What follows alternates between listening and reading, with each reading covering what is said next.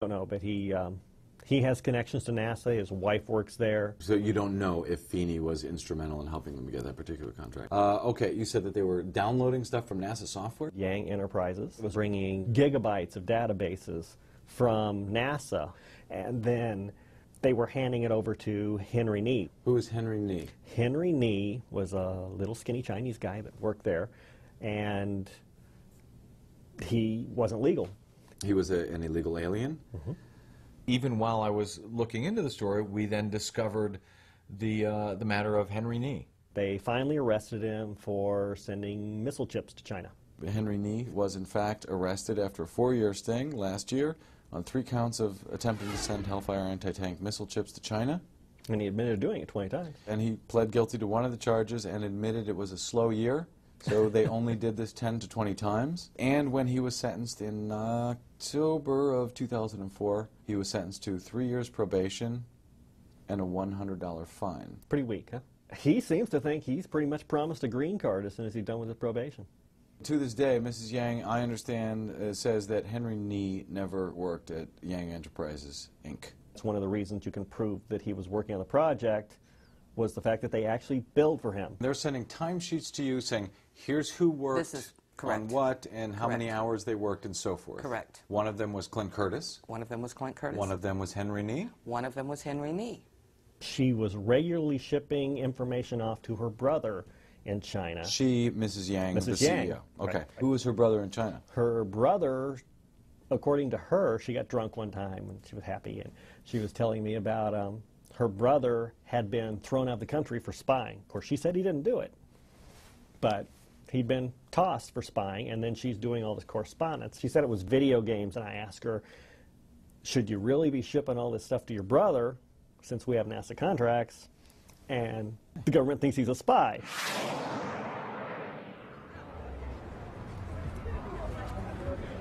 Clint now.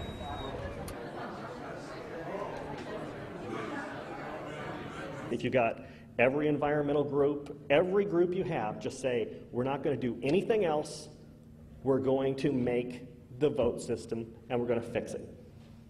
And you could fix it in 2 months. But you've got to abandon everything else for those months, and not save the whales, and not do anything else, but fix that problem. Because if you don't fix that problem, nothing else you want to do will matter.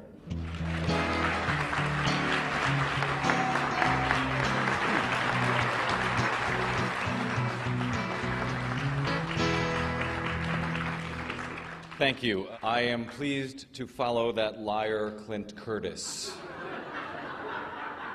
In case anybody missed it this morning, Clint Curtis passed a lie detector test, and it ran in this morning's St. Petersburg Times. Did you have any concerns about taking the polygraph test? No. I've been trying to for quite a while, but the opportunity came along for someone who is supposedly, top of the line. Right. Big career with Florida Department of Law Enforcement, so it's a good time to do it. What'd they ask you? Do you remember? They basically were trying to validate the affidavit that I gave to Congress. The lie detector test that Clint Curtis took was administered by Tim Robinson, who used to be the chief polygraph examiner for the Florida Department of Law Enforcement. Clint Curtis was found to be truthful in all of his responses. Congressman Tom Feeney has yet to take his polygraph exam. You have a serious problem because you want your candidate to win, and you don't want the election to be rigged. But as it stands right now, we don't have a clue as to whether or not our elections will be rigged. Hari Hursty was invited by election supervisor Ion Sancho to test the Diebold AccuVote optical scan voting machine in Leon County, Florida. Clint Curtis said that the program was never used. As far as he knows, it was a proof of concept. Is there anything about his concept then? From the touchscreen systems, all touchscreen systems out there, it's impossible for me to say if actually you can do it with all the machines. Definitely you can do it with the Diebold, both Diebold platforms. And the presumption here being that nobody gets to look at the source code. Well, in Diebold, I would say I would build it so that you cannot find it from source code even if somebody looks it. And that's, I mean, I wouldn't go to that area. Can it be built? Well, I don't know if he's a good enough programmer to do it. Could it be done that you can actually hide it in the source code so that it cannot be done? Yeah. Found? Yeah. Black box voting facilitated a number of hacking demonstrations. Congresswoman Cynthia McKinney was able to witness the vulnerability of a Diebold central tabulator firsthand. With 3 clicks of a mouse and some instructions from those who know how to do this, I was able to hack into the Microsoft program that tabulates the votes, change the election vote, and then exit from the program.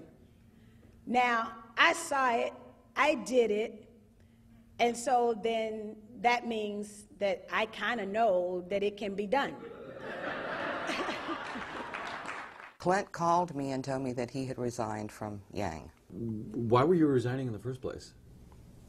Because they're crooked. And if they're ethically challenged, I don't want to be there. I gave him a listing of firms that we did business with and told him if he were made available through an existing contract, I would then be able to contract with him. So you went to the Florida Department of Transportation after Right. you left Yang Enterprises, Yes. correct? Yang had like an $8 million contract, right, with FDOT? They found out I was working there, and they just went ballistic. They started calling all over the place, and I needed to call them as soon as possible. Who called you? Mike Cohen. So Yang is now calling you after you went to work at FDOT? Right.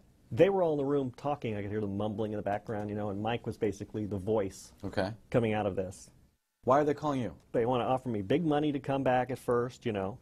And then when it got to the point of, well, Feeney will find you a different job and we'll give you this $1 million anyway, it's like, why? They offered you $1 million. They offered me $1 million just to leave Tallahassee. And why didn't you take that? Because that's not right. Why isn't it right? Is there anything illegal about? Well, if you're they're offering- offering you a job, it's $1 million. How much were you making when you worked at Yang before? 60,000? 60,000. Yeah. And now they're offering you $1 million. Now offering me $1 million. That's quite a price increase if there's not something illegal going on. Are they still looking for someone? Because I could Yang? use some. Oh, yeah. could you use some Yeah, money? I mean, if it's $1 million, You don't have to show up for the job either. I'll You have to leave come in. Tallahassee. Well, It's yeah. not a problem. He told you and others In the office? in the Oh, yeah. office about this phone call he received from Yang where they offered him. It was an ungodly amount of money. What did he tell you the offer was for? To leave DOT and keep his mouth shut. So I start talking to Mike, Cohen. personally, Mike Cohen, The executive on the phone secretary. at night, you know, and trying to find out what's going on, you know. And basically he told me what was going on, you know. They had illegal aliens working there, you know. Henry was a spy. They were ripping off FDOT, you know, the whole routine. And it turned from, you know, bribes to, you know, we're going to have Ralph come kill you kind of stuff. Whoa, what do you mean we're going to have Ralph come kill you? Who's Ralph's a sniper. Ralph was a sniper. Now, in this is Vietnam. Ralph Thompson, the guy Ralph you said was Thompson, the VP at one time? the VP, right. Mike Cohen says to you that Ralph is going to come kill you? Well, actually, he says Ralph used to be a sniper. You know, you'd never even see it coming. But you know, Ralph is now 60. You might have been a great sniper when you're 20, Okay. but you know, crawling through the woods when you're 60 is not quite the same. Don't taunt Ralph. Don't taunt Ralph. No, this is being taped. You got enough problems.